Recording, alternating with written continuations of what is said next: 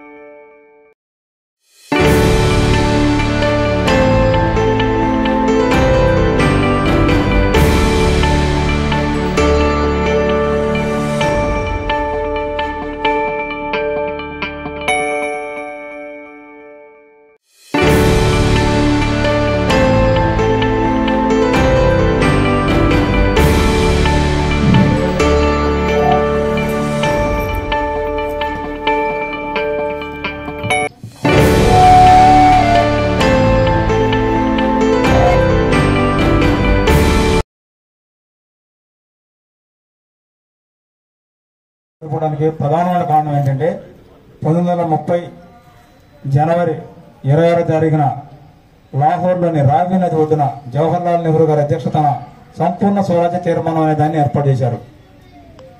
దాంట్లోనే ఆశయాలు, తీర్మానాలు, విధి విధానాలు ఖరారు చేశారు।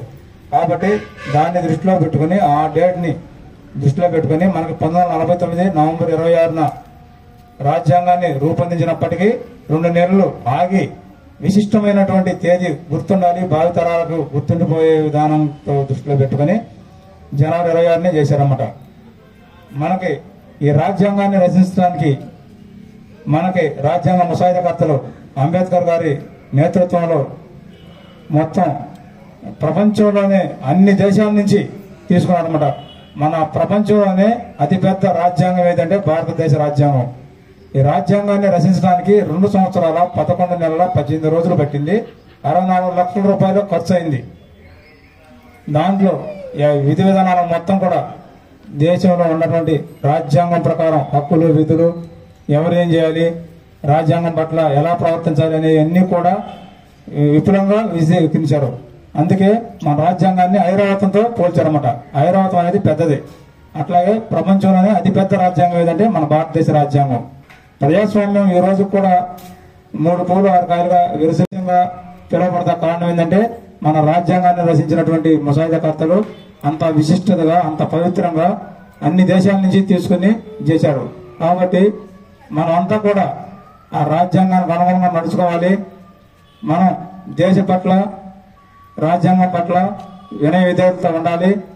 రాజ్యాంగం యొక్క మౌలిక స్వరూపానికి అంటే మనం విధేయత ఉండి మన దేశం పట్ల ప్రతి ఒక్కరూ కూడా వినమ్రత ఉండి దేశానికి ఎలాంటి నష్టం కలగకుండా భారత పౌరులుగా ఉండాలి। కాబట్టి మీరంతా కూడా రాజ్యాంగం పట్ల తెలుసుకోవాలా, దేశం పట్ల తెలుసుకోవాలా।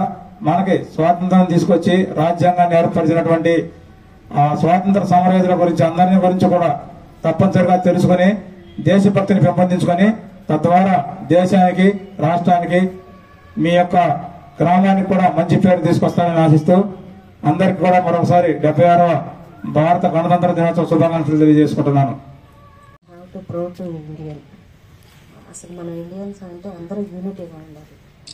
యూనిటీ కోసం మన దేశ రాజకీయంగా కానీ అందరూ లీడర్స్ అంతా చాలా పోరాటం చేశారు। అంతా యూనిటీగా ఉంటూ ప్రతిదీ ఇది నాది కాదు అనుకోకుండా ఇది మనది అనే ఫీలింగ్తో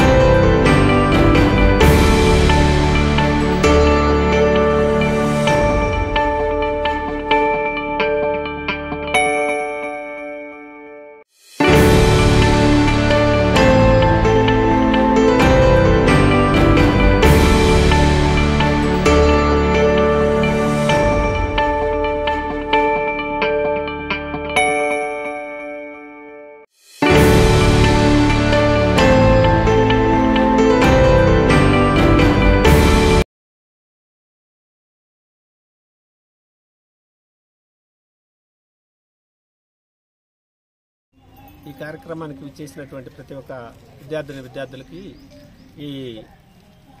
ఇక్కడ ఉన్నటువంటి ప్రతి ఒక్కరికి కూడా 76వ గణతంత్ర దినోత్సవ శుభాకాంక్షలు తెలియజేస్తున్నాము. ఈ గణతంత్ర దినోత్సవ ఉత్సవాల్లో భారత రాజ్యాంగం నిర్మించినటువంటి మన యొక్క ప్రత్యేకతలు చాలా ఉన్నాయి. మనకి అందులో ముఖ్యంగా జాతీయ పండుగలైనటువంటి స్వాతంత్ర దినోత్సవము, అదేవిధంగా జనవరి 26 ఈరోజు గణతంత్ర దినోత్సవాన్ని జరుపుకుంటున్నాము. ఈ గణతంత్ర దినోత్సవం జరుపుకునేటప్పుడు భారతదేశంలో ఉన్నటువంటి ప్రతి ఒక్క పౌరుడు కొంచెం ఆలోచించుకొని మన రాజ్యాంగం ప్రకారం మనం నడుచుకుని ప్రతి ఒక్క అణగారినటువంటి ప్రజలకు ఈ యొక్క ప్రభుత్వం అందించేటటువంటి ఫలాలు అందరికీ చేరే విధంగా ప్రతి ఒక్క ఆఫీస్ నుంచి కూడా ప్రతి ఒక్కరూ దాన్ని సమన్వయం చేసుకుని ప్రతి ఒక్క భారత పౌరుడికి అందే విధంగా చేయాలనేది ముఖ్య ఉద్దేశం. ఈ గణతంత్ర దినోత్సవంలో విద్యార్థులు ముఖ్యంగా వాళ్ళ యొక్క ఆలోచనలు దేశం యొక్క అభివృద్ధికి పాటుపడుతూ వారి యొక్క మంచి భవిష్యత్తును వాళ్ళు పొందే విధంగా భారతదేశంలో అన్ని రకాలైనటువంటి అనుకూల వాతావరణం ఉంది. దాన్ని అందిపుచ్చుకొని మంచి ప్రయోజకులుగా కావాలని మా యొక్క ఆకాంక్ష. ఈ యొక్క గణతంత్ర దినోత్సవాల్లో విద్యార్థుల యొక్క పాత్ర ముఖ్యమైనది. భావి భారత పౌరులు కాబట్టి ప్రతి ఒక్క వాక్యాలు చెప్పండి. అది 76వ గణతంత్ర దినోత్సవం చేసిన అందరికి కూడా నమస్కారం, పిల్లలకు కూడా అందరికీ నమస్కారం. మనకు భారతదేశానికి ఈరోజు 1950 జనవరి 26న రిపబ్లిక్ డే జరుపుకుంటాం. అది ఈరోజు 76వ గణతంత్ర దినోత్సవం. ఈ 76 సంవత్సరాలు మన దేశం అప్పుడు ఎలా ఉంది, ఇప్పుడు ఎలా ఉన్నది తెలుసుకోవాలి. అసలు మనకు 1947 ఆగస్టు 15 స్వాతంత్రం వచ్చింది. అప్పటి నుంచి మనకు స్వాతంత్రం వచ్చింది, కానీ మన ప్రజలకు వాళ్ళకి మాట్లాడే హక్కు కానీ చేసే హక్కు కానీ లేకపోవడం వల్ల వాళ్ళకి మనకు పూర్తి స్వాతంత్రం రావాలంటే ఒక రాజ్యాంగం రాసుకొని బ్రిటిష్ వాళ్ళకి అప్పచెప్పితేనే మేము పూర్తి స్వాతంత్రం ఇస్తామని చెప్పడం. అప్పుడు మనం ఒక డ్రాఫ్టింగ్ కమిటీ ఏర్పాటు చేయడం. ఆ డ్రాఫ్టింగ్ కమిటీలో డాక్టర్ బిఆర్ అంబేద్కర్ని అధ్యక్షత వహించడం. అదేవిధంగా ఒక 7 మంది సభ్యులు ఉండటం. ఈ 7 మంది ప్లస్ అంబేద్కర్ గారు అనేక రాజ్యాంగాలను, ప్రపంచంలో ఉన్న అన్ని రాజ్యాంగాలను చదివి అందులో భారతదేశానికి ఏవైతే ఉపయోగపడతాయో ఆ అంశాలను తీసుకొని వచ్చి ఒక రాజ్యాంగం తయారు చేశారు. చెప్పినట్టుగా ప్రపంచంలో ఉన్నటువంటి రాజ్యాంగం అన్నిటికుండా మన రాజ్యాంగం చాలా పెద్దది, వికృత రాజ్యాంగం.